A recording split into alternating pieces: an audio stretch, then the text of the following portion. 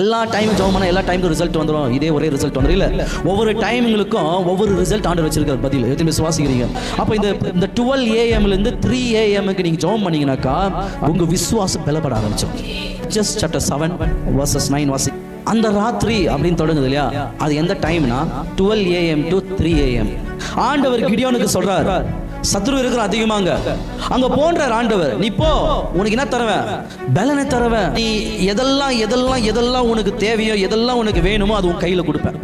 ஏன் உன் சத்ருவே உன் கையில கொடுப்பேன், நீ போ தைரியமா. 12 மணிலேருந்து 3 மணி வரைக்கும் இந்த டைம்ல என்ன பண்ண போ சொல்றாரு, நீ போ, உன் சத்ருவே உன் கையில கொடுப்பேன்.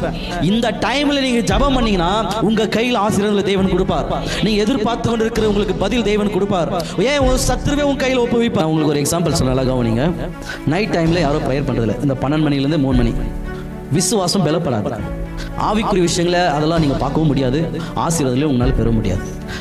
அது அந்த டைம்ல ஜெபிக்காதவங்களுக்கு என்ன நடக்கும் தெரியுமா? காத்தால எழுந்ததுமே அவங்க வாழ்க்கையில் எல்லாமே வெறுமையா இருக்கும். காத்தால எழுந்ததுமே ஒரு மாதிரி சோர்வாகவே இருக்கும், ஷோல்டர் பெயின் மாதிரி, கை கால்னோ ஒரு மாதிரி எழுந்துக்குவாங்க காத்தால. அடுத்து நீங்கள் பார்த்தீங்கன்னா காத்தால எழுந்ததுமே ஒரு மன அழுத்தம். அடுத்து காத்தால எழுந்து என்ன நடக்குன்னா ஒரு குழப்பம் வந்துடும். அடுத்து நம்ம என்ன பண்ண போகிறோம், நம்ம எங்கே போகணும், நம்ம என்ன செய்யணுன்றது ஒரு குழப்பம் வந்துடும்.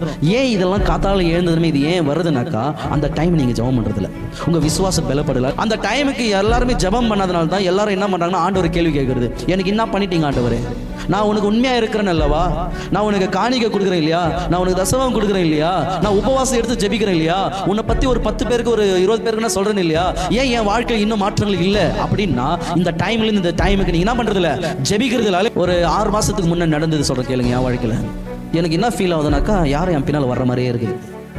நான் உட்கார என் ரூமுக்குள்ள யாரும் என் பக்கத்தில் உட்கார மாதிரியே ஃபீல் ஆகுது. எனக்கா ஒருவேளை பிரம்ம இருக்கும், இதெல்லாம் ஒன்றும் இல்லை அப்படி சொல்லி விட்டேன்.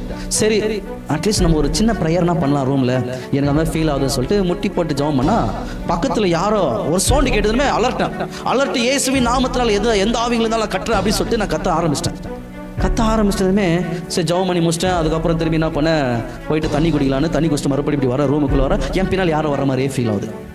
எனக்கு இது அந்த ஃபீல் ஆகினே இருக்குது. என்ன அதுலேருந்து என்னால் வெளியே வர முடியல. இது தொடர்ந்து 1 வாரமாக எனக்கு நடந்துனே இருந்துச்சு. எங்கேயாச்சும் வண்டியில் போனால் கூட என் வண்டியில் யாரும் பின்னால் உட்காந்துக்கிற மாதிரி ஃபீல். எனக்கா என்ன பண்ண தெரியல. அப்போதான் ஆண்டவர் சில விஷயங்கள் என்னோட பேசினா மானிட்டரிங் ஸ்பிரிட், கண்காணிக்கிற ஆவி. இதை நான் மேற்கொள்ள ஜெபம் பண்ணுற அந்நிய பாஷைகளை பேசுகிறேன் என்னால் என்ன பண்ண முடியல, மேற்கொள்ள முடியல. அப்போதான் ஆண்டவர் சில விஷயங்களை சொன்னார். இந்த நைட் டைம் இந்த 12 மணிலேருந்து 3 மணிக்குள்ள ஜெபம் பண்ண ஆரம்பிச்சு அந்த ஸ்பிரிட் வெளியே போயிடுச்சு. என் விசுவாசி இன்னும் பலப்பட ஆரம்பிச்சு. ஜெபம் பண்ணி முடிச்சுட்டு பேர் மறுநாள் ஒரு வீட்டுக்கு ஜெபம் பண்ணுற பிசாசு என்கிட்ட பேசுது, ஏன் என்னை மறுபடியும் ரோதனை கொடுக்க வர, என்னை ரொம்ப டார்ச்சர் கொடுக்க வரேன். அப்போ எந்த லெவலுக்கு அந்த ஸ்பிரிட் எந்த லெவலுக்கு ஆண்டவர் என்னை கொண்டு போய் வச்சிருப்பார்.